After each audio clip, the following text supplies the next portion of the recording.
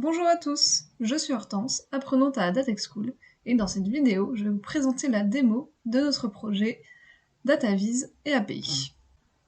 C'est un projet de groupe réalisé à 3 en 2 semaines, et notre but était de vous montrer l'évolution climatique en Amérique du Sud.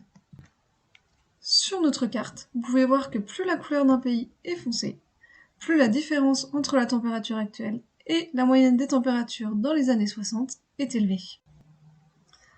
Alors, pour créer notre site, nous avons utilisé 3 langages différents.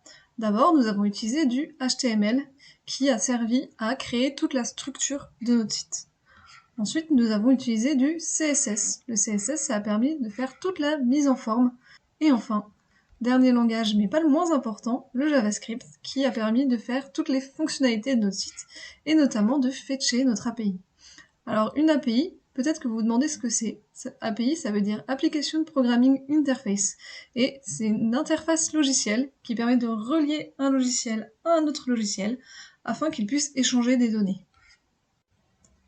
Pour notre projet, nous avons utilisé une API qui s'appelle OpenMeteo, qui nous permettait de récupérer les températures de chaque pays d'Amérique du Sud à une date donnée, et nous les avons ensuite comparées avec les températures actuelles, ce qui nous a permis de créer notre échelle de température. Pour nous organiser tout au long des 2 semaines en groupe, nous sommes inspirés des méthodes agiles. Nous avons commencé par définir un MVP, Minimum Viable Product. C'est-à-dire que nous avons commencé par comparer les températures uniquement au Paraguay. Ensuite, une fois que ça fonctionnait correctement, nous avons pu étendre le projet à tout le reste du continent. Pour s'organiser et bien se répartir les tâches, nous avons aussi utilisé un Trello. C'est un tableau qui nous a permis de voir où chacun en était, quelles étaient les tâches en cours, les tâches qui restent à faire, et d'avoir une bonne vue d'ensemble sur tout le projet de A à Z.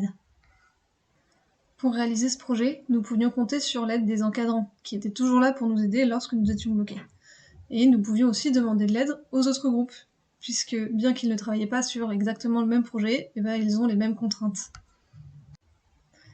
Pour conclure, je dirais que ce projet, c'était 15 jours intenses, mais aussi 15 jours où nous avons beaucoup progressé, puisque c'était notre premier projet en JavaScript, HTML et CSS, et 15 jours où nous avons beaucoup gagné en autonomie.